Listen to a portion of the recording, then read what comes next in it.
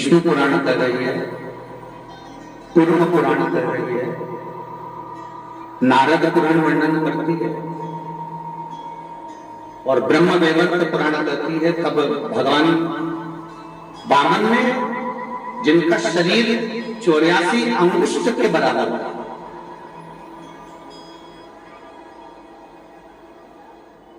वामन भगवान का जो शरीर था वो 84 अंगुष्ठ के बराबर था। इसलिए आज भी मानव देह जो है ना वो 84 अंगूठे के बराबर है। आप अपने अंगूठे से जब पूरी मानव देह को अंगूठे से लेकर शिखा तक नापेंगे अपने शरीर को, तो ये 84 अंगुष्ठ के बराबर अपना शरीर निकले। आप कितने बड़े पर अपने हाथ के अगर अंगूठे से नापेंगे तो 84 अंगुष्ठ के बराबर ये शरीर अपना प्राप्त होगा। तो वामन भगवान 84 अंगुष्ठ का शरीर धारण कर छोटा सा रूप धारण कर एक हाथ में छत्र, एक हाथ में कमंडल, कुशा का आसन बाजू में, और भिक्षा लेने के लिए राजा बलि के दरवाजे पर खड़े हुए। राजन भिक्षाम दे, राजन भिक्षाम दे। बहुत छोटा सा रूप रखकर भिक्षा मांगने के लिए परमात्मा खड़े हैं। और आप सभी को मालूम होगा कि किसके दरवाजे से भिक्षा मांग रहे हैं? जम के बोलो जरा। राजा बलि। राजा बलि को जानते हो ना आप लोग? ये कोई साधारण सा राजा बलि नहीं है। जिस राजा बलि ने पूर्व समय में एक अच्छे ब्राह्मण के घर में जन्म लिया था, पर एक कर्म विकार करा कि वो जुआ खेलना प्रारंभ कर दिया, और जुआ खेलता पर जुए में जीत नहीं पाता था, हमेशा हार जाता। ऐसी कोई घड़ी इस राजा बलि के जीवन में नहीं आई जो पूर्व समय का इसका जन्म था। ब्राह्मण के घर में जन्म लेने के बाद जुआ खेलना, पर ऐसा कोई समय नहीं था जिस समय वो एक बार भी जीता। अब उसके पास में कोई भी जुए में लगाने के लिए कोई सामग्री नहीं थी। तब उस बालक ने विचार करा कि अब मेरे पास में कोई सामग्री नहीं तो मैं क्या लेकर आऊं। तब उसी समय पर वो चोरी करने के लिए एक संत के आश्रम में पहुंच गए। एक संत के आश्रम में जैसे गया, साधु के आश्रम में जैसे गया, संत के दरवाजे पर जैसे गया, संत के दरवाजे पर जाते ही उसने देखा कि मैं अंदर संत की कुटिया में मिलेगा क्या, संत की कुटिया में होगा क्या।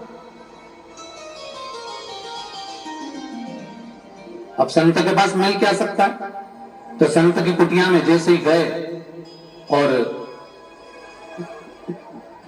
संत की कुटिया में जाकर तुरंत उन्होंने देखा कि यहां से क्या सामान मुझे प्राप्त हो सकता है। तो देखा तो एक कमंडल संत का रखा हुआ था, एक आसन संत का रखा हुआ था, एक छत्र संत का रखा हुआ था। बाहर आवाज नहीं जा रही है। एक संत का कमंडल रखा हुआ है, एक छत्र रखा हुआ है, एक आसन रखा हुआ है, पादुका रखी हुई है। ये सारी सामग्री उस चोर ने विचार कर उस सारी सामग्री को चुरा लिया।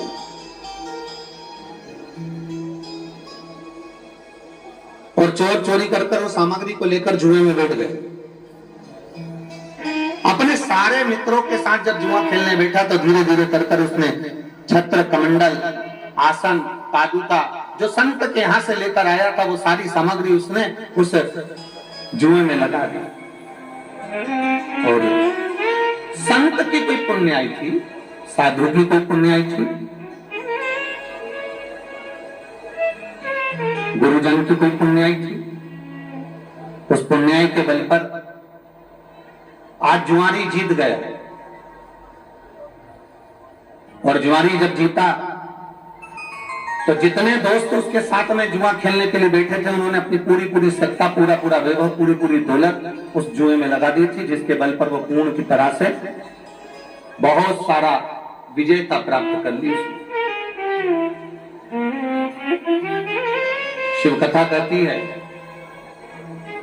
भगवान देवादिदेव महादेव का चरित्र कहता है, जुआरी जिसने संत के दरवाजे की पादुका, संत के दरवाजे का कमंडल, संत के दरवाजे का छत्र, संत के दरवाजे का आसन चुराया था, वो ले जाकर जुए में लगाया और जुए में लगाया। आज पहली बार वो जीता और जीतने के बाद उसने सारी सामग्री अपने पास में रख ली और पूरी सत्ता उसकी हो गई। इतना धन, इतना वैभव आ गया। शिव महापुराण की कथा कहती है कि इतना वैभव उसके पास में आया, इतना वैभव आया कि वो अरबपति खरबपति बन गया। ढेरों संपदा उसके पास में हो गई, ढेरों वैभव उसके पास में हो गया, ढेरों वैभव उसके पास। अब वैभव तो एकत्रित हो गया। हमने पहले भी कथा में कहा है, जब धन बढ़ता है,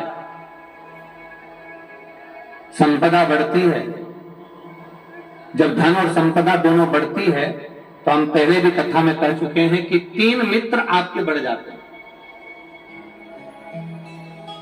संपदा बढ़ने पर 3 मित्र आपके बढ़ जाते हैं। पहले नंबर का ताली मित्र, आपकी प्रशंसा करने वाला बढ़ जाता है। दूसरे नंबर पर थाली मित्र, होटल में खिलाने वाला बढ़ जाता है। और तीसरे नंबर पर प्याली मित्र, मैं खाने में पिलाने वाला बढ़ जाता है। संपदा बढ़ी कि ये 3 अपने आप बढ़ जाते हैं, आपको ढूंढना नहीं पड़ता इनको। संपदा बढ़ने पर आपको ताली मित्र, प्रशंसा करने वाले बहुत मिलेंगे, वाह वाह महाराज, बहुत बढ़िया, बहुत बढ़िया, बहुत जोरदार, कर जाओ, ये वो, प्रशंसा करने वाले बहुत। दूसरे नंबर पर थाली मित्र, होटल में खिलाने वाले बहुत मिलेंगे।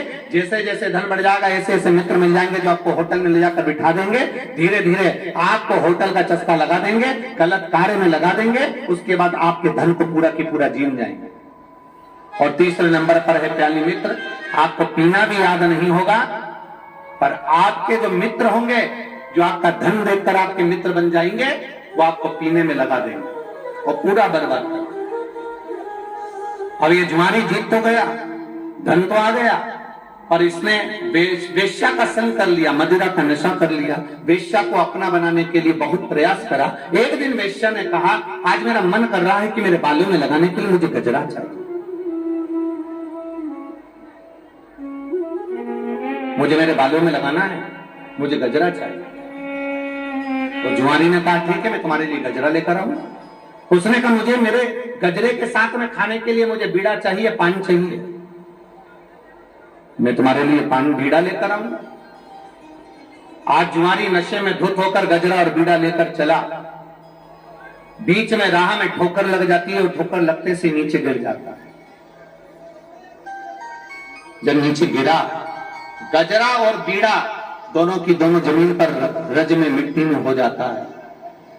मिट्टी में हो गया, बेहोशी में गिर गया। थोड़ी देर बाद इसको होश आया।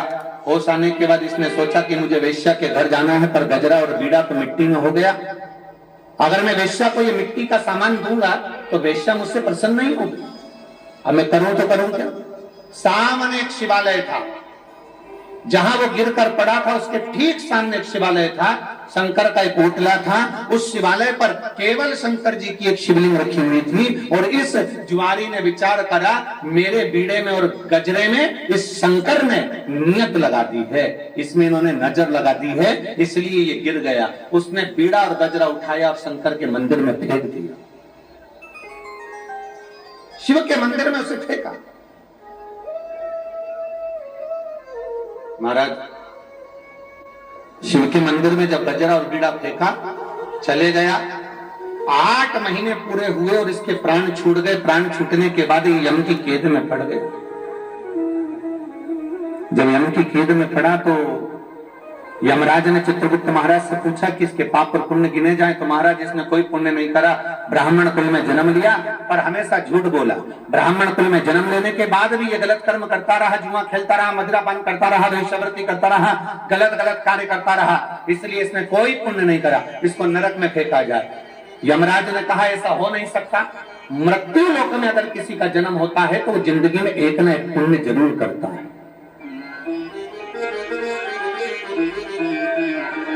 कोई संसार में ऐसा जन्मा नहीं है, कोई संसार में ऐसा नहीं जन्मा जिसने मृत्यु लोक में जन्म लेने के बाद कोई पुण्य नहीं करा। इसने जरूर कोई पुण्य करा होगा। जरा देखो कि पुण्य करा तो करा कौन सा पुण्य किया।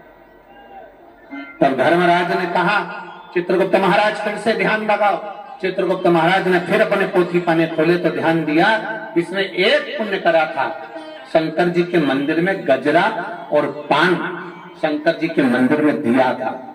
इतने में पास में खड़े हुए गुप्तचरों ने कहा दिया नहीं था, वो तो वेश्या के घर लेकर जा रहा था और वो मिट्टी में हो गया था, तो उसको शंकर जी के मंदिर में फेंक दिया। धर्मराज ने कहा नशे में था, चाहता तो गजरा और बीड़ा नल्ली में फेंकता, गटर में फेंकता, खड्डे में फेंकता, रोड पर फेंकता, पर नशे में भी इसको शंकर का मंदिर याद था। इसलिए एक काम करो, जितने कदम चलकर ये गजरा और बीड़ा लेकर शिवजी के मंदिर में पहुंचा है, उतने समय के लिए कदम गिने जाएं और उतने समय के लिए इसको इंद्र का राजपाट दे दिया है। उतने समय के इसको इंद्र का सिंहासन दे दिया। तो जुआरे को इंद्र का सिंहासन दिया गया। जुआरी बैठ तो गया, पर जुआरी को लगा कि मैंने थोड़ी सी देर शंकर भगवान के मंदिर में केवल एक गजरा और बीड़ा दिया था, तो मुझे इंद्र का सिंहासन मिला है। इस सिंहासन का उपयोग करना है मुझे, मैंने दान किया, उसका फल मुझे मिला।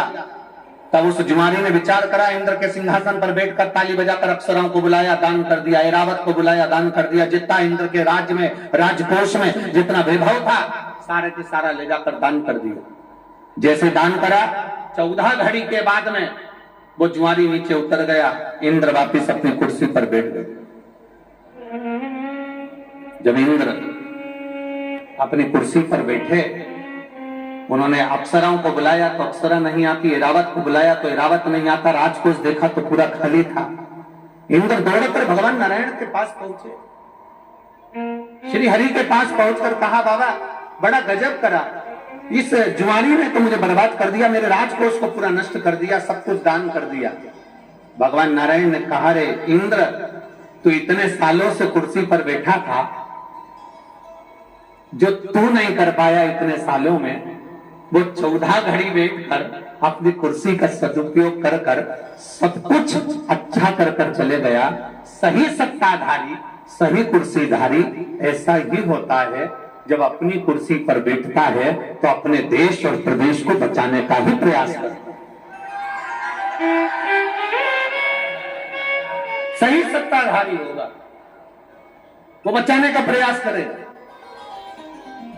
हमने कल कथा में एक बात कही थी, आप लोगों के स्मरण में होगी।